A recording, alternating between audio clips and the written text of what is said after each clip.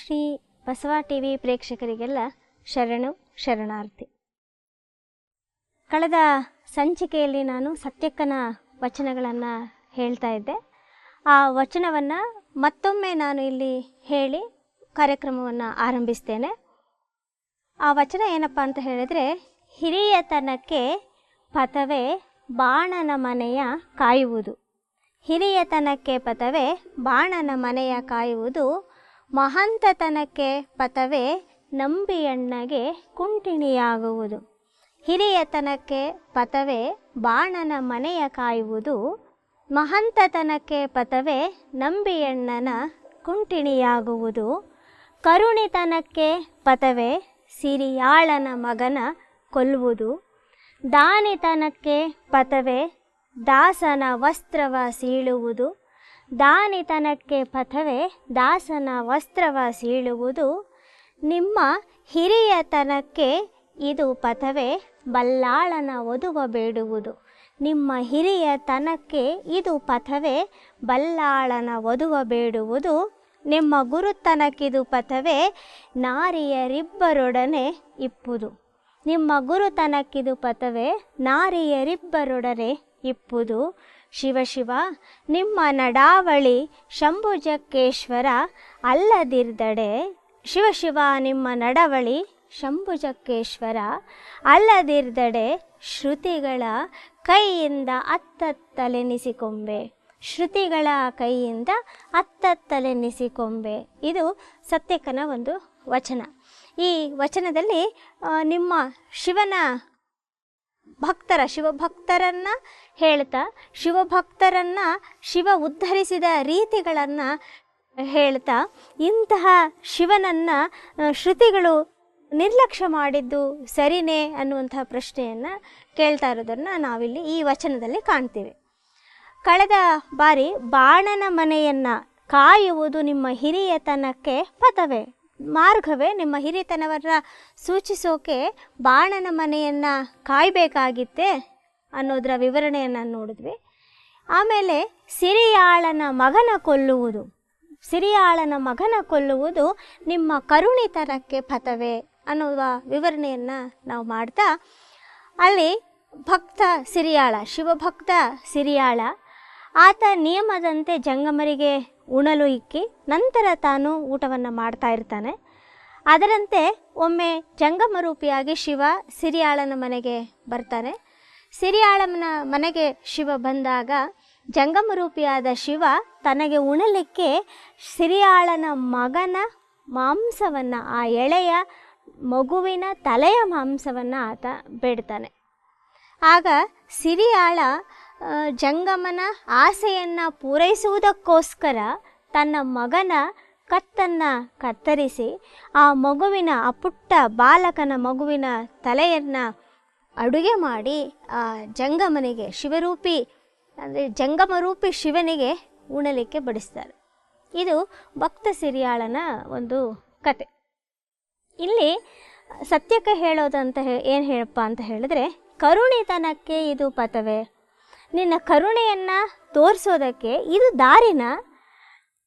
ಸಿರಿಯಾಳನ ಮಗನ ಕೊಲ್ಲೋದು ಸರಿಯಾದ ಮಾರ್ಗವೇ, ಇದು ಸರಿನಾ ಅಂತ ಹೇಳಿ ಪ್ರಶ್ನೆ ಮಾಡ್ತಾರೆ. ಇದು ನಮ್ಮದು ಪ್ರಶ್ನೆ. ಹೌದು ಅಲ್ಲ, ಶಿವನ ಕರುಣೆ ಹೇಗಾದೀತು?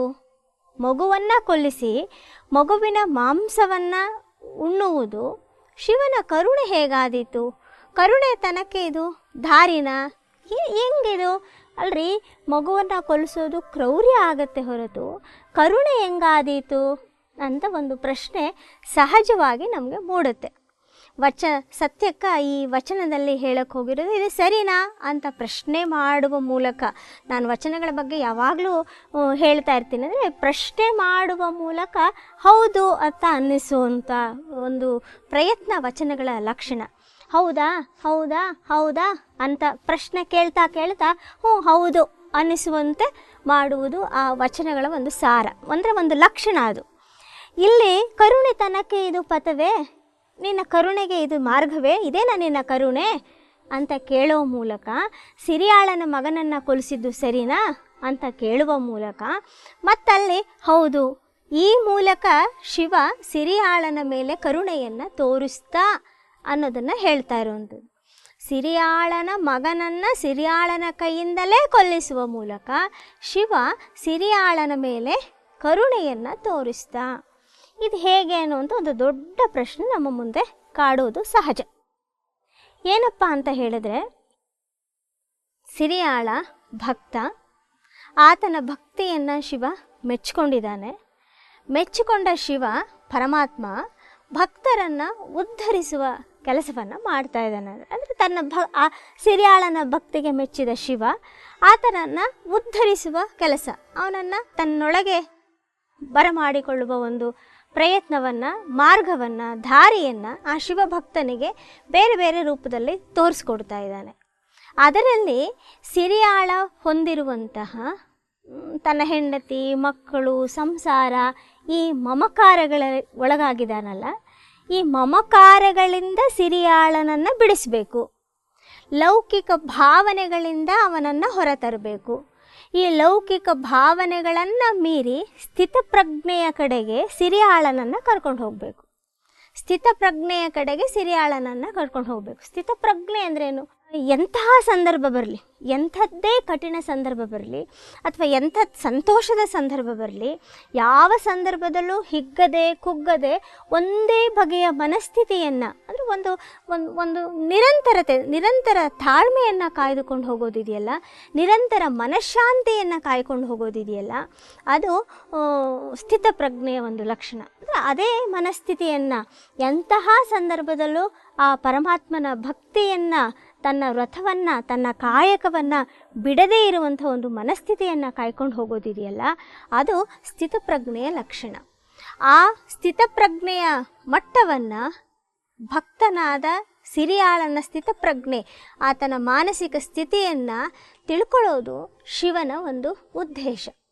ಜೊತೆಗೆ ಆ ಉದ್ದೇಶದ ಜೊತೆಗೆ ಆ ಸಾಧನೆಯ ಕಡೆಗೆ ಸಿರಿಯಾಳನನ್ನು ಕರೆದುಕೊಂಡು ಹೋಗಿ ಆ ನಂತರ ಅವನನ್ನು ಉದ್ಧರಿಸೋದು ಕೂಡ ಪರಮಾತ್ಮನ ಉದ್ದೇಶ ಇಲ್ಲಾಗಿದೆ. ಆ ಕಾರಣಕ್ಕಾಗಿ ಇಂಥ ಒಂದು ಪರೀಕ್ಷೆಯನ್ನು ಶಿವ ಮಾಡ್ತಾ ಇದ್ದಾನೆ. ಏನು ಪರೀಕ್ಷೆ? ನಿನ್ನ ಮಗನನ್ನು ಕೊಂದು ಆ ಮಗನ ಮಾಂಸವನ್ನು ಉಣಲಿಕ್ಕೆ ಬಡಿಸು. ತನ್ನ ಹೆತ್ತ ಮಗನನ್ನು ತನ್ನ ಕೈಯಾರೆ ಕೊಂದು ಆ ಮಗುವನ್ನು, ಮಾಂಸವನ್ನು ಉಣಬಡಿಸೋದು ಅಂದರೆ ಸಾಮಾನ್ಯದವರ ಕೈಯಲ್ಲಿ ಸಾಧ್ಯ ಇಲ್ಲ. ಆ ಮಗ ಅನ್ನುವ ಮಮಕಾರ ಇದೆಯಲ್ಲ, ಆ ಮಗ ಅನ್ನುವ ಪ್ರೀತಿಯನ್ನು, ಮಗನ ಮೇಲಿನ ಪ್ರೀತಿ, ಮಗನ ಮೇಲಿನ ಮಮಕಾರ ಎಲ್ಲಕ್ಕಿಂತ ದೊಡ್ಡದು ತನ್ನ ವ್ರತ, ತನ್ನ ಭಕ್ತಿ, ತನ್ನ ಒಂದು ಜಂಗಮಕ್ಕೆ ಬೇಡಿದ್ದನ್ನು ನೀಡುವ ಒಂದು ಪ್ರಯತ್ನ. ಇದನ್ನು ಎಷ್ಟು ಮಟ್ಟಿಗೆ ಪಾಲಿಸ್ತಾನೆ ಸಿರಿಯಾಳ ಅನ್ನೋದನ್ನು ನೋಡಬೇಕಾಗಿದೆ ಶಿವ. ಅದಕ್ಕೋಸ್ಕರ ಅವನು ಅದನ್ನು ಕೇಳ್ತಾ ಇದ್ದಾನೆ. ಹಾಗಾಗಿ ಇಲ್ಲಿ ಸಿರಿಯಾಳ ತನ್ನ ಮಮಕಾರವನ್ನು ಬಿಟ್ಟು, ತನ್ನ ಪ್ರೀತಿಯನ್ನು ಬಿಟ್ಟು ಮಗುವನ್ನು ಕೊಂದು ಆ ಮಗುವಿನ ಮಾಂಸವನ್ನು ಜಂಗಮರೂಪಿಯಾದ ಶಿವನಿಗೆ ಉಣಬಡಿಸ್ತಾನೆ ಅಂತ ಹೇಳಿದ್ರೆ, ಆ ತಾಳ್ಮೆ, ಆ ಮನಸ್ಸಿನ ಸ್ಥಿರತೆ, ಆ ಮನಸ್ಸಿನ ಗಟ್ಟಿತನ ಎಷ್ಟಿರಬೇಕು. ಕೆಲವೊಮ್ಮೆ ನಮ್ಮಂತಹ ಸಾಮಾನ್ಯರಿಗೆ ಅದು ಊಹೆಯೂ ಮಾಡಿಕೊಳ್ಳಲಾಗದ ಸ್ಥಿತಿ ಏನು ಅಂತ ಅನಿಸುತ್ತೆ. ಬಹುಶಃ ನಮ್ಮ ಮಕ್ಕಳನ್ನು ನಾವು ಕೊಲ್ಲೋದು ಅನ್ನೋದಿದೆಯಲ್ಲ, ಅದು ಊಹೆ ಕೂಡ ಮಾಡಿಕೊಳ್ಳಕ್ಕಾಗದಂಥ ಒಂದು ಕಲ್ಪನೆ ಅಂತ ನಮ್ಗನ್ನಿಸುವಾಗ, ಸಿರಿಯಾಳ ಇಂಥ ಒಂದು ಕೆಲಸವನ್ನು ಮಾಡೋಕ್ಕೆ ಸಾಧ್ಯ ಆಯಿತು. ಯಾಕೆ ಅಂತ ಹೇಳಿದ್ರೆ, ಅಂಥ ಒಂದು ದೃಢತೆ, ದೃಢ ನಿರ್ಧಾರ, ದೃಢ ವ್ರತ ಇದೆಯಲ್ಲ, ಅದನ್ನೇ ಶಿವ ಪರೀಕ್ಷೆ ಮಾಡಬೇಕಾಗಿದೆ. ಈಗ ಅಂತಹ ಸ್ಥಿತಪ್ರಜ್ಞೆಯನ್ನು ಸಿರಿಯಾಳ ಹೊಂದಿದಾನಾ ಅನ್ನೋದನ್ನು ಶಿವ ಅರ್ಥ ಮಾಡಿಕೊಳ್ಬೇಕಾಗಿದೆ. ಅದಕ್ಕಾಗಿ ಆ ಸ್ಥಿತಪ್ರಜ್ಞೆಯನ್ನು ಪರೀಕ್ಷಿಸಿ ನಂತರ ಆಮೇಲಿನ ಕತೆ ನಮಗೆ ಗೊತ್ತು. ಜಂಗಮರೂಪಿಯಾದ ಶಿವ ಅದನ್ನು ಊಟ ಮಾಡ್ತಾನೆ. ಊಟ ಆದಮೇಲೆ ಮತ್ತೆ ಆ ಮಗುವನ್ನು ಊಟ ಮಾಡೋದಿಲ್ಲ, ಏನೋ ನೆಪ ಹೇಳ್ತಾನೆ. ಕೊನೆಯಲ್ಲಿ ಮತ್ತೆ ಆ ಮಗು ಬದುಕಿ ಬರುತ್ತೆ. ಇದು ಸಿರಿಯಾಳನ ಕತೆ. ಮಗು ಬರುತ್ತೆ, ಮತ್ತೆ ಬದುಕುತ್ತೆ. ಆ ಮಗು ಮತ್ತೆ ಬದುಕುತ್ತೆ. ಅಲ್ಲಿ ಮಗು ಸಾಯಲ್ಲ, ಕ್ರೌರ್ಯ ಅಲ್ಲಿ ನಡೆದಿಲ್ಲ. ಆದರೆ ಸಿರಿಯಾಳನ ಮನಸ್ಥಿತಿಯನ್ನು ಪರೀಕ್ಷಿಸೋಕ್ಕೋಸ್ಕರ, ಆ ಕಾರಣಕ್ಕಾಗಿ ಮಾತ್ರ ಶಿವ ಇಂಥ ಒಂದು ಪರೀಕ್ಷೆಯನ್ನು ಸಿರಿಯಾಳನಿಗೆ ಒಡ್ಡುತ್ತಾ ಇದ್ದಾನೆ. ಈ ಪರೀಕ್ಷೆಯ ಮೂಲಕ ಸಿರಿಯಾಳನ ಸ್ಥಿತಪ್ರಜ್ಞೆಯನ್ನು ಅರ್ಥ ಮಾಡಿಕೊಂಡು ಆಮೇಲೆ ಸಿರಿಯಾಳನನ್ನು ಉದ್ಧರಿಸುವುದು ಅಥವಾ ಆ ಮಟ್ಟಕ್ಕೆ ಸಿರಿಯಾಳನನ್ನು ಕರೆದುಕೊಂಡು ಹೋಗೋದು ಶಿವನ ಉದ್ದೇಶ ಆಗಿದೆ. ಹಾಗಾಗಿ ಸಿರಿಯಾಳನ ಮಗನನ್ನು ಕೊಲ್ಲಿಸುವ ಮೂಲಕ ಸಿರಿಯಾಳನ ಉದ್ಧಾರವನ್ನು ಶಿವ ಮಾಡ್ತಾ ಇದ್ದಾನೆ. ಆ ಮೂಲಕ ಶಿವ ಸಿರಿಯಾಳನಿಗೆ ಕರುಣೆಯನ್ನು ತೋರಿಸ್ತಾ ಇದ್ದಾನೆ. ಏನಪ್ಪ ಇಲ್ಲಿ ಕರುಣೆ ಹೆಂಗೆ ತೋರಿಸ್ತಾ ಅಂತ ಹೇಳಿದರೆ, ಸಿರಿಯಾಳನ ಸ್ಥಿತಪ್ರಜ್ಞೆಯನ್ನು ಪರೀಕ್ಷಿಸಿ, ಆತನ ಮಾನಸಿಕ ದೃಢತೆಯನ್ನು ಪರೀಕ್ಷಿಸಿ, ಆಮೇಲೆ ಸಿರಿಯಾಳನನ್ನು ಅಲೌಕಿಕದ ಕಡೆಗೆ ಕರೆದುಕೊಂಡು ಹೋಗುವ, ಉದ್ಧರಿಸುವ ಪ್ರಯತ್ನವನ್ನು ಪರಮಾತ್ಮ ಇಲ್ಲಿ ಮಾಡ್ತಾ ಇದ್ದಾನೆ. ಅಂತಹ ಒಂದು ಪರೀಕ್ಷೆಗೋಸ್ಕರ ಸಿರಿಯಾಳನ ಮಗನನ್ನು ಕೊಲ್ಲಿಸ್ತಾನೆ. ಆ ಮೂಲಕ ಸಿರಿಯಾಳನಿಗೆ ಕರುಣೆಯನ್ನು ತೋರಿಸ್ತಾ ಇದ್ದಾನೆ ಹೊರತು ಅಲ್ಲಿ ಕ್ರೌರ್ಯ ಇಲ್ಲ. ಈಗ ನಮ್ಗೆ ಅನಿಸೋದೇನು, ಹೌದು, ಸಿರಿಯಾಳನಿಗೆ ಶಿವ ಕರುಣೆಯನ್ನು ತೋರಿಸಿದ್ನೇ ಹೊರತು ಕ್ರೌರ್ಯವನ್ನು ಅಲ್ಲ. ಅದನ್ನು ಇಲ್ಲಿ ಸತ್ಯಕ್ಕೆ ಹೇಳ್ತಾ, ಕರುಣಿತನಕ್ಕೆ ಪಥವೇ, ಕರುಣಿತನಕ್ಕೆ ಇದು ದಾರಿಯೇ, ಹೀಗೂ ಕರುಣೆ ತೋರಿಸ್ಬೋದಾ ನೀನು? ಹೇಗೆ ಸಿರಿಯಾಳನ ಮಗನನ್ನು ಕೊಲ್ಲುವ ಮೂಲಕ ನೀನು ಕರುಣೆಯನ್ನು ತೋರಿಸ್ಬೋದಾ? ಹೌದು, ನಾವು ಸಾಧನೆಯ ಕಡೆ ದಿಕ್ಕಿಗೆ ಹೋಗಬೇಕಾದ್ರೆ ಸಹಜವಾಗಿ ನಮ್ಮ ಸಾಧನೆಯ ದಾರಿ ಕಠಿಣವಾಗಿಯೇ ಇರುತ್ತೆ. ಅದು ಕಠಿಣವಾಗಿರೋದ್ರಿಂದಲೇ ಅದು ಸಾಧನೆ ಅಂತ ಅನ್ನಿಸ್ಕೊಳ್ಳೋದು. ಸುಮ್ಮನೆ ಬಹಳ ಸುಲಭವಾಗಿ ಒಂದು ಬೆಟ್ಟ ಹತ್ತಪ್ಪ, ಇಷ್ಟು ದೊಡ್ಡ ಬೆಟ್ಟ ಹತ್ತದೆ ಅಂತ ಹೇಳಬೇಕಾದ್ರೆ ಅಷ್ಟು ದೊಡ್ಡ ಬೆಟ್ಟ ಹತ್ತೋಕೆ ಆ ಶ್ರಮ, ಆ ಕಠಿಣತೆ ಇದ್ರೇ ಅಷ್ಟು ದೊಡ್ಡ ಬೆಟ್ಟ ಹತ್ತದೆ ಅಂತ ಅನ್ನಿಸೋದು. ಸುಲಭವಾಗಿ ಇಷ್ಟು ಎತ್ತರಕ್ಕೆ ಹೋದರೆ ಇಷ್ಟು ದೊಡ್ಡ ಬೆಟ್ಟ ಹತ್ತದೆ ಅನ್ನಿಸಲ್ಲ. ಸಹಜ ನಮ್ಮ ಆ ದಾರಿ ಕಠಿಣವಾಗಿದ್ದಾಗಲೇ ಅದೊಂದು ಸಾಧನೆ ಅಂತ ಅನ್ನಿಸ್ಕೊಳ್ಳೋಕೆ ಸಾಧ್ಯ. ಹಾಗಾಗಿ ಸಿರಿಯಾಳ ಶಿವನ ಒಂದು ಸಾನ್ನಿಧ್ಯವನ್ನು ಪಡ್ಕೊಳ್ಬೇಕಾದ್ರೆ ಇಂತಹ ಒಂದು ಕಠಿಣ ಮಾರ್ಗವನ್ನು ಸವೆಸಿ ಬರಲೇಬೇಕಾಗಿದೆ. ಆ ಕಠಿಣ ಮಾರ್ಗದಲ್ಲಿ ಶಿವ ಮತ್ತೆ ಮತ್ತೆ ಪರೀಕ್ಷೆಗಳನ್ನು ಒಡ್ಡುತ್ತಾ ಇದ್ದಾನೆ, ಮತ್ತೆ ಮತ್ತೆ ಅವರಿಗನ್ನು ಪರೀಕ್ಷಿಸ್ತಾ ಇದ್ದಾನೆ. ಆ ಪರೀಕ್ಷೆಗಳಲ್ಲಿ ಗೆದ್ದವನನ್ನು ತನ್ನತ್ತ ಮಾಡಿಕೊಳ್ತಾನೆ. ತಾನು ಆ ಮೂಲಕ ಭಕ್ತರನ್ನು ಉದ್ಧರಿಸ್ತಾನೆ. ಅದನ್ನು ಇಲ್ಲಿ ಸತ್ಯಕ್ಕೆ ಹೇಳೋದು. ಆ ಮೂಲಕ ಅಂದರೆ ಸಿರಿಯಾಳನ ಮಗನನ್ನು ಕೊಲ್ಲಿಸುವ ಪರೀಕ್ಷೆಯ ಮಾಡುವ ಮೂಲಕ ಸಿರಿಯಾಳನಿಗೆ ಶಿವ ಕರುಣೆಯನ್ನು ತೋರಿಸ್ತಾ ಇದ್ದಾನೆ ಅನ್ನುವಂಥದ್ದು ಆ ಸಾಲಿನ ಅರ್ಥ. ಬಾಣನ ಮನೆಯ ಕಾಯುವ ಮೂಲಕ ಹಿರಿತನದ ದಾರಿಯನ್ನು ತೋರಿಸ್ತಾ, ಏನು ಹಿರಿತನ ಅನ್ನೋದನ್ನು ಶಿವ ಹೇಳಿಕೊಟ್ಟ.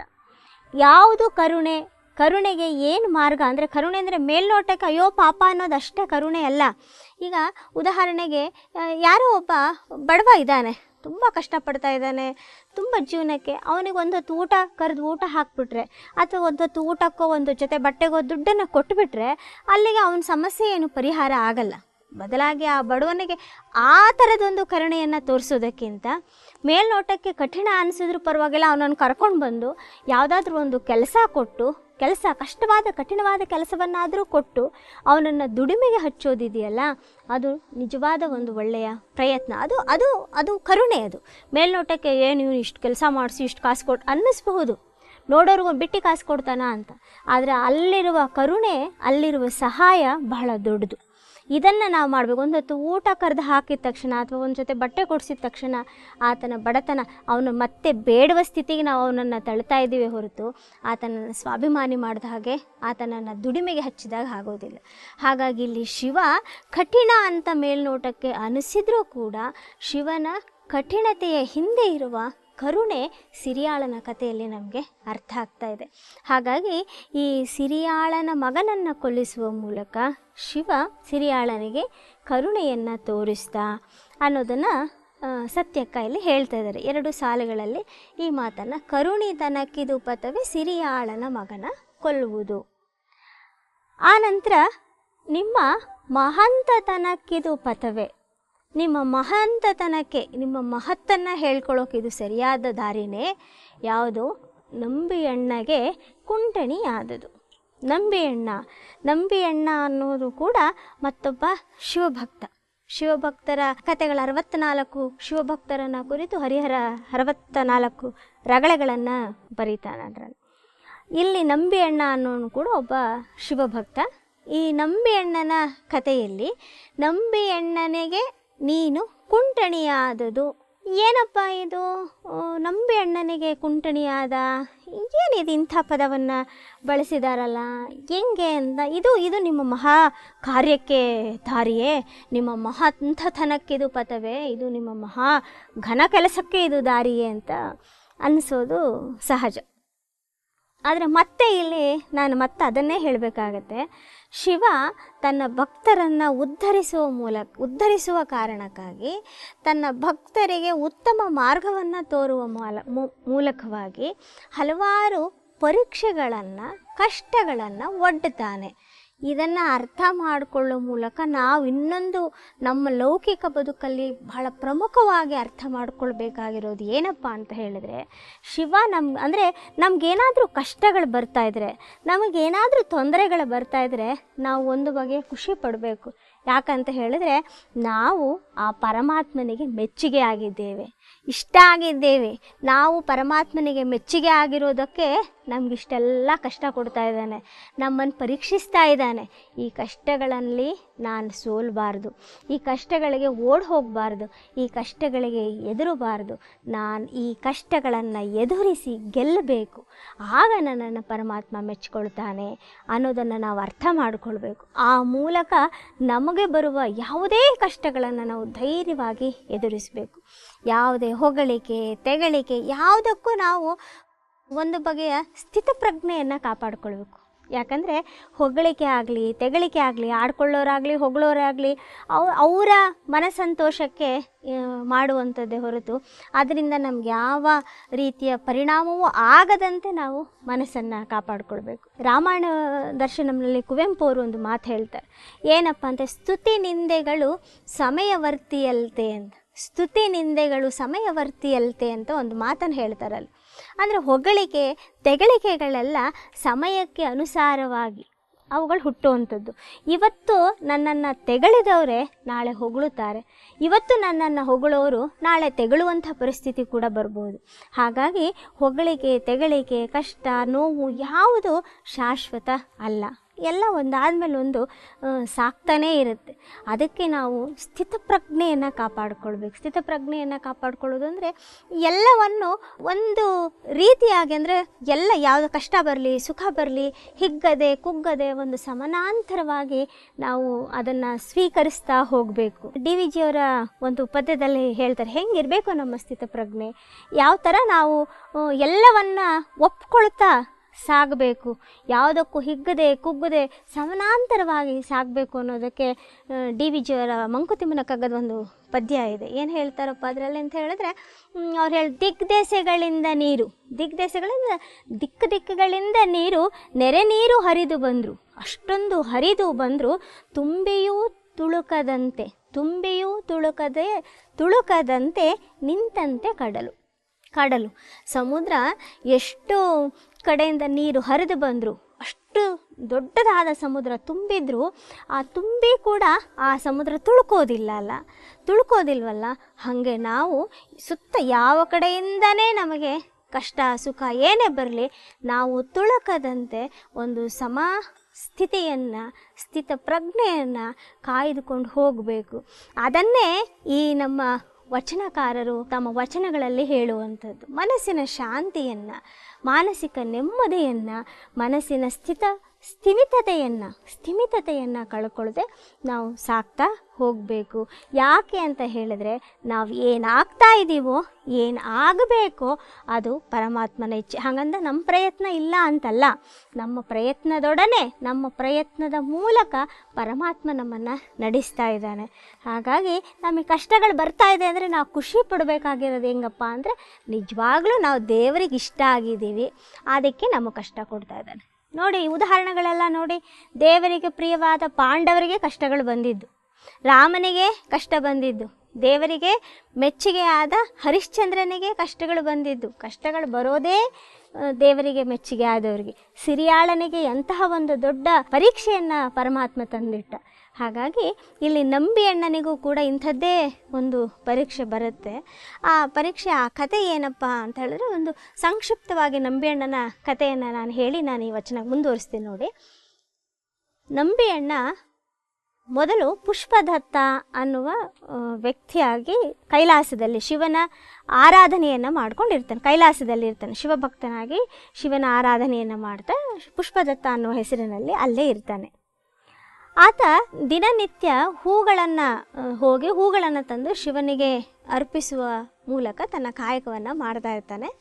ಹೀಗೆ ಒಮ್ಮೆ ಆತ ಹೂಗಳನ್ನು ತರಕ್ಕೆ ಹೋದಾಗ ಅಲ್ಲಿ ಇಬ್ಬರು ರುದ್ರಕನ್ನಿಕೆಯರು ಅಂದರೆ ಕೈಲಾಸದಲ್ಲಿ ಶಿವಪಾರ್ವತಿಯನ್ನು ಸೇವೆ ಮಾಡಿಕೊಂಡಿರುವಂತಹ ಕನ್ನಿಕೆಯರು, ಆ ಇಬ್ಬರು ರುದ್ರಕನ್ನಿಕೆಯರನ್ನು ನೋಡಿ ಆತ ಮೋಹಿಸ್ತಾನೆ. ಆ ಇಬ್ಬರು ರುದ್ರಕನ್ನಿಕೆಯರು ಈ ಪುಷ್ಪದತ್ತನನ್ನು ಮೋಹಿಸ್ತಾರೆ. ಮೋಹಿಸಿ ಆದಮೇಲೆ ಅದಾಗತ್ತೆ. ಈ ಕಡೆ ಶಿವನಿಗೆ ಗೊತ್ತಾಗುತ್ತೆ, ನನ್ನ ಭಕ್ತನಾದ ಪುಷ್ಪದತ್ತ ಮೋಹಿತನಾಗಿದ್ದಾನೆ ಅಂತ ಹೇಳಿ ಪುಷ್ಪದತ್ತ ಮತ್ತು ಆ ರುದ್ರಕನ್ನಿಕೆಯರನ್ನು ಕರೆದು ಶಿವ ಹೇಳ್ತಾನೆ. ಏನು ಹೇಳ್ತಾನೆ ಅಂತ ಹೇಳಿದ್ರೆ, ನೋಡಪ್ಪ, ಇದು ಯೋಗ ಭೂಮಿ. ಕೈಲಾಸ ಏನಿದೆ ಇದು ಯೋಗ ಭೂಮಿ, ಭೋಗ ಭೂಮಿ ಅಲ್ಲ. ನೀನು ಭೂಲೋಕಕ್ಕೆ ಹೋಗಿ ಭೂಲೋಕದಲ್ಲಿ ಜನ್ಮವನ್ನು ತಾಳಿ ನಿನ್ನ ಭೋಗವನ್ನು ಅನುಭವಿಸಿ ಆ ನಂತರ ಬಾ ಅಂತ ಹೇಳ್ತಾನೆ. ಆಗ ನಂಬಿಯಣ್ಣ ಮತ್ತು ಆ ರುದ್ರಕನ್ನಿಕೆಯರು ಅಯ್ಯೋಯ್ಯೋ ಇಲ್ಲ, ನಾವು ಭೂಲೋಕಕ್ಕೆ ಹೋಗೋದಿಲ್ಲ ಅಂತ ಹೇಳಿದಾಗ ಶಿವ ಒಂದು ಮಾತು ಹೇಳ್ತಾನೆ, ನನ್ನನ್ನು ನಂಬಿ ನೀ ಹೋಗು ಅಂತ ಹೇಳಿ ಅವರನ್ನು ಭೂಲೋಕಕ್ಕೆ ಕಳಿಸ್ತಾನೆ. ನನ್ನನ್ನು ನಂಬಿ ನೀ ಹೋಗು ಅಂತ ಶಿವ ಹೇಳಿದ್ರಿಂದ ಅವನ ಹೆಸರು ನಂಬಿಯಣ್ಣ ಅನ್ನೋ ಹೆಸರು ಅವನಿಗೆ ಬಂದಿರುವಂಥದ್ದು. ಭೂಲೋಕದಲ್ಲಿ ಈತ ಪುಷ್ಪದತ್ತ ಹುಟ್ಟುತ್ತಾನೆ. ಆತ ನರಸಿಂಗರಾವ್ ಅನ್ನುವಂಥ ಅರಮನೆಯ ರಾಜನ ಮಗನಾಗಿ ಬೆಳೀತಾನೆ. ಬಡವರ ಮನೆಯಲ್ಲಿ ಹುಟ್ಟಿರ್ತಾನೆ. ಆನೆ ಮದಿಸಿದ ಆನೆಯೊಂದು ರಸ್ತೆಯಲ್ಲಿ ಬರುವಾಗ ಎಲ್ಲ ಹೆದರ್ಕೊಂಡು ಓಡಿ ಹೋಗುವಾಗ ಈ ಪುಟ್ಟ ಬಾಲಕನನ್ನು ನೋಡಿ ಆನೆಯ ಮದ ಎಲ್ಲ ಇಳಿದು ಹೋಗುತ್ತೆ. ಅದನ್ನು ತಿಳಿದ ಆ ಊರಿನ ಆ ರಾಜ್ಯದ ದೊರೆಗೆ ಆ ಮಗುವಿನ ಮೇಲೆ ವಿಶೇಷವಾದ ಆಸಕ್ತಿ ಹುಟ್ಟುತ್ತೆ. ಮಕ್ಕಳಿಲ್ಲದ ಕಾರಣ ಅವನು ಆ ಮಗುವನ್ನು ದತ್ತುವಾಗಿ ಪಡೆದು ತಾನು ಸಾಕ್ತಾನೆ. ತಾನು ಸಾಕಿದ ಮೇಲೆ ಆತ ರಾಜಕುಮಾರನಾಗಿ ಬೆಳೀತಾನೆ. ಆತನಿಗೆ ಯೌವನ ಪ್ರಾಪ್ತ ಆಗುತ್ತೆ. ಯೌವನ ಪ್ರಾಪ್ತ ಆದಮೇಲೆ ಆತನಿಗೆ ರಾಜಕುಮಾರನಿಗೆ ತಕ್ಕದಾದ ಒಬ್ಬ ರಾಜಕುಮಾರಿಯನ್ನು ಹುಡುಕಿ ಮದುವೆ ಕಾರ್ಯಗಳು ನಡೀತಾ ಇರುತ್ತೆ. ಮದುವೆಯ ದಿನ ಶಿವ ಹಣ್ಣಣ್ಣು ಮುದುಕನ ವೇಷದಲ್ಲಿ ಬರ್ತಾನೆ. ತುಂಬ ಹಣ್ಣಣ್ಣು ಮುದುಕನ ವೇಷದಲ್ಲಿ ಬರ್ತಾನೆ. ಮುದುಕನ ವೇಷದಲ್ಲಿ ಬಂದು ಇಡೀ ಮದುವೆ ಮಂಟಪದವನ್ನೆಲ್ಲ ಒಂದು ಬಗೆಯ ಅಲ್ಲಿ ಅಲ್ಲೋಲ ಕಲ್ಲೋಲ ಮಾಡ್ತಾನೆ. ಬಾಯಿಗೆ ಬಂದ ಹಾಗೆ ಮಾತಾಡ್ತಾ ಅವನು ಹೇಳ್ತಾನೆ, ನಂಬಿಯಣ್ಣನ ವಂಶಸ್ಥರು ನಮ್ಮ ಸೇವಕರಾಗಿದ್ದರು, ನಂಬಿಯಣ್ಣನೂ ಕೂಡ ನಮ್ಮ ಸೇವಕೆಯನ್ನು ಮಾಡಬೇಕು ಹಾಗಂತ ಅವರಪ್ಪ ಮುಚ್ಚಳಿಕೆಯನ್ನು ಬರೆದುಕೊಟ್ಟಿದ್ದಾನೆ. ನಂಬಿಯಣ್ಣನನ್ನು ನನ್ನ ಜೊತೆ ಕಳಿಸಿ ಅಂತ ಹೇಳಿ ಗದ್ದಲವನ್ನು ಎಬ್ಬಿಸ್ತಾನೆ. ಕೊನೆಗೆ ಅನಿವಾರ್ಯವಾಗಿ ನಂಬಿಯಣ್ಣ ಆ ಮುದುಕನ ಜೊತೆಯಲ್ಲಿ ಹೋಗಲೇಬೇಕಾದಂಥ ಪರಿಸ್ಥಿತಿ ಬರುತ್ತೆ. ಆ ಮುದುಕನನ್ನು ಓಡ್ಸೋಕ್ಕಾಗಲ್ಲ, ತೆಗೆದು ಮದುವೆ ಮಂಟಪದಿಂದ ಆಚೆ ಹಾಕ್ಬಿಟ್ಟು ಬರ್ತಾರೆ. ಮತ್ತೆ ವಾಪಸ್ ಆ ಮುದುಕ ಅಲ್ಲೇ ಇರ್ತಾನೆ. ಹೀಗೆ ಏನು ಮಾಡಿದ್ರೂ ಆ ಮುದುಕ ರೂಪದ ಶಿವ ಅಲ್ಲಿಂದ ಹೋಗೋದಿಲ್ಲ. ಕೊನೆಗೆ ಅನಿವಾರ್ಯವಾಗಿ ನಂಬಿಯಣ್ಣ ಏನಾಯ್ತಪ್ಪ, ಏನಿರಬಹುದು ಅಂತ ಹೇಳಿ ನೋಡೋಣ ಅಂತ ಹೇಳಿ ಆ ಮುದುಕನ ಜೊತೆಯಲ್ಲಿ ಹೋಗ್ತಾನೆ. ಆ ಮುದುಕ ರೂಪಿಯಾದ ಶಿವ ನಂಬಿಯಣ್ಣನನ್ನು ಒಂದು ಊರಿಗೆ ಕರ್ಕೊಂಡು ಬರ್ತಾನೆ. ಊರಿಗೆ ಕರ್ಕೊಂಡು ಬಂದು ಅಲ್ಲಿದ್ದ ಜನರನ್ನೆಲ್ಲ ಪಂಚಾಯಿತಿ ಸೇರಿಸಿ ಅವರಿಗೆ ಹೇಳ್ತಾನೆ, ನೋಡಿ ಈತ ನಂಬಿಯಣ್ಣ ನನ್ನ ಸೇವೆಯನ್ನು, ನಮ್ಮ ಮನೆತನದ ಸೇವೆಯನ್ನು ಮಾಡಬೇಕಾದವರು ಇವರು ವಂಶಸ್ಥರು. ಈತ ಕೂಡ ನನ್ನ ಸೇವೆಯನ್ನು ಮಾಡಿಕೊಂಡಿರಬೇಕಾದವನು, ಹಾಗಂತ ಅವರಪ್ಪ ಮುಚ್ಚಳಿಕೆ ಬರ್ಕೊಟ್ಟಿದ್ದಾನೆ ನೋಡಿ ಅಂತ ಗ್ರಾಮಸ್ಥರಿಗೆಲ್ಲ, ಗ್ರಾಮ ಪ್ರಮುಖರಿಗೆಲ್ಲ ತೋರಿಸ್ತಾನೆ. ಗ್ರಾಮ ಪ್ರಮುಖರೆಲ್ಲ ನೋಡ್ತಾರೆ. ನೋಡಿದಾಗ ಅವರಿಗೆ ಒಂದು ಬಗೆಯ ಗೊಂದಲ ಆಗುತ್ತೆ. ಶಿವನ ಮಾತಿಗೆ ಅವರಿಗೆ ನನ್ನನ್ನು ನೋಡಿಲ್ವಾ ಅಂತ ಆತ ಹೇಳ್ತಾನೆ. ನಾನು ಗೊತ್ತಿಲ್ವಾ ನಿಮಗೆ, ನಿಮ್ಮ ತಂದೆ ಸ್ನೇಹಿತ ಅಂತೆಲ್ಲ ಏನೋ ಒಂದು ಬಗೆಯ ಗೊಂದಲ ಆಗುತ್ತೆ. ಕೊನೆಗೆ ಹೌದು ಅಂತ ಒಪ್ಕೊಳ್ತಾರೆ. ಆ ಮುಚ್ಚಳಿಕೆಯ ಪತ್ರವನ್ನು ತೋರಿಸ್ತಾರೆ. ಆ ಮುಚ್ಚಳಿಕೆಯ ಪತ್ರವನ್ನೆಲ್ಲ ನೋಡಿ ಹೌದು ಅಂತ ಆ ಊರಿನ ಜನ ಒಪ್ಕೊಳ್ತಾರೆ. ಆ ಮುಚ್ಚಳಿಕೆಯ ಪತ್ರವನ್ನು ನಂಬಿಯಣ್ಣ ನೋಡಿ ಏನು ಮಾಡ್ತಾನೆ, ಅದನ್ನು ಹರಿದು ಪೀಸ್ ಮಾಡಾಕ್ತಾನೆ. ಮತ್ತು ಶಿವ ಇಲ್ಲ, ನಾನು ಇನ್ನೊಂದು ಪತ್ರ ಇಟ್ಟಿದ್ದೀನಿ, ಇದು ನಕಲಿ ಅಂತ ಹೇಳಿ ಇನ್ನೊಂದು ಪತ್ರ ತೋರಿಸ್ತಾನೆ. ಕೊನೆಗೆ ನಂಬಿಯಣ್ಣ ಅನಿವಾರ್ಯವಾಗಿ ಆ ಮುದುಕನ ಜೊತೆಯಲ್ಲಿ ಹೋಗ್ತಾನೆ. ಆ ಮುದುಕ ಶಿವನ ದೇವಾಲಯಕ್ಕೆ ಕರ್ಕೊಂಡು ಹೋಗ್ತಾನೆ. ಶಿವನ ದೇವಾಲಯಕ್ಕೆ ಕರ್ಕೊಂಡು ಹೋಗಿ ಅಲ್ಲಿದ್ದ ಶಿವಲಿಂಗದಲ್ಲಿ ಆ ಮುದುಕ ರೂಪಿ ಶಿವ ಹೋಗ್ತಾನೆ. ಆಗ ನಂಬಿಯಣ್ಣನಿಗೆ ಮನ ಪರಿವರ್ತನೆ ಆಗತ್ತೆ. ಆಗ ಗೊತ್ತಾಗತ್ತೆ ಅವನಿಗೆ, ಓ ನಾನು ಶಿವಭಕ್ತನಾಗಿದ್ದಂಥವನು, ಅದನ್ನು ಮರೆತು ನಾನು ಭೋಗ ಜೀವನದಲ್ಲಿ ಮುಳುಗಿ ಹೋಗಿದ್ದೆ, ರಾಜಕುಮಾರಿಯನ್ನು ಮದುವೆ ಮಾಡಿಕೊಂಡು ರಾಜ್ಯ ಭೋಗಗಳಲ್ಲಿ ಮುಳುಗ್ತಾ ಇದ್ದೆ, ಶಿವ ನನ್ನನ್ನು ಎಚ್ಚರಿಸಿದ್ದಾನೆ ಅಂತ ಹೇಳಿ ಆತ ಅರ್ಥ ಮಾಡಿಕೊಳ್ತಾನೆ. ಇತ್ತ ಆ ಇಬ್ಬರು ರುದ್ರಕನ್ನಿಕೆಯರು, ಒಬ್ಬಳು ವಿಧವೆ ಮತ್ತೊಬ್ಬ ವೇಶ್ಯರಾಗಿ ಹುಟ್ಟಿರ್ತಾರೆ. ಆ ಇಬ್ಬರನ್ನು ನಂಬಿಯಣ್ಣನನ್ನು ಮದುವೆ ಮಾಡಿಸ್ಬೇಕು, ಇದು ಶಿವನ ಕೆಲಸ. ಅಂದರೆ ಶಿವ ಆ ಥರದ ಕಾರ್ಯಕ್ಕೆ ಇಳಿದಿರ್ತಾನೆ. ಕುಂಟಣಿ ಅನ್ನೋ ಪದವನ್ನು ಯಾಕೆ ಬಳಸಿದ್ದಾರೆ ಅಂತ ಹೇಳಿದ್ರೆ ಇಲ್ಲಿ ಮತ್ತು ವೇಶ್ಯೆ ಮತ್ತು ವಿಧವೆಯರಿಗೆ ಮದುವೆ ಮಾಡಿಸೋ ಕೆಲಸವನ್ನು ಶಿವ ಮಾಡ್ತಾ ಇದ್ದಾನೆ ಅಂದಾಗ ಅದರ ಹಿನ್ನೆಲೆ ಕಥೆ ಏನಾದರೂ ಆಗಿರಲಿ, ಅವರು ರುದ್ರಕನ್ನಿಕೆ ಆಗಿದ್ರು, ಶಾಪಗ್ರಸ್ತರಾಗಿ ಇಲ್ಲಿ ಬಂದರು, ಆ ಕಥೆಯನ್ನು ಬಿಟ್ಟು ಸ್ವಲ್ಪ ಯೋಚನೆ ಮಾಡಿದಾಗ ವಚನ ಸಾಹಿತ್ಯದಲ್ಲಿ ಇಂತಹ ಒಂದು ಕ್ರಾಂತಿ ಕೂಡ, ಅಂದರೆ ವೇಶ್ಯೆಯರಿಗೆ ವಿಧವೆಯರಿಗೆ ಇಂಥವ್ರಿಗೊಂದು ಸಾಂಸಾರಿಕ ಬದುಕನ್ನು ಕಟ್ಟಿಕೊಡುವ ಒಂದು ಕ್ರಾಂತಿ ಕೂಡ ಆ ವೇಳೆಯಲ್ಲಿ ನಡೀತು ಅನ್ನೋದನ್ನು ನಾವು ಗಮನಿಸ್ಕೊಳ್ಬೇಕಾದಂಥ ಬಹಳ ದೊಡ್ಡ ವಿಚಾರ. ಹೀಗೆ ನಂಬಿಯಣ್ಣ ಆ ವೇಶ್ಯೆ ಮತ್ತು ವಿಧವೆಯರಾದ ಆ ರುದ್ರಕನ್ನಿಕೆಯರನ್ನು ಮದುವೆ ಮಾಡಿಕೊಂಡು ಆಮೇಲೆ ಕೆಲವು ದಿನಗಳು ಭೂಲೋಕದಲ್ಲಿ ಕಳೆದು ಶಿವನ ಅನುಗ್ರಹವನ್ನು ಪಡೆದು ಮತ್ತೆ ಕೈಲಾಸಕ್ಕೆ ಹಿಂತಿರುಗ್ತು. ಇದು ನಂಬಿಯಣ್ಣನ ಒಂದು ಕತೆ. ಈ ನಂಬಿಯಣ್ಣನ ಕಥೆಯಲ್ಲಿ ಶಿವ ನಂಬಿಯಣ್ಣನಿಗೆ ಮುಕ್ತಿಯ ಮಾರ್ಗವನ್ನು ತೋರಿಸೋದಕ್ಕೋಸ್ಕರ ಕುಂಟಿಣಿಯಾಗಿ ಬಂದ ಅನ್ನೋದನ್ನು ಸತ್ಯಕ್ಕ ಈ ವಚನದಲ್ಲೇ ಹೇಳ್ತಾರೆ. ಮತ್ತು ಮುಂದಿನ ಭಾಗವನ್ನು ಮುಂದಿನ ಸಂಚಿಕೆಯಲ್ಲಿ ಹೇಳ್ತೇನೆ. ಶರಣು ಶರಣಾರ್ಥಿ.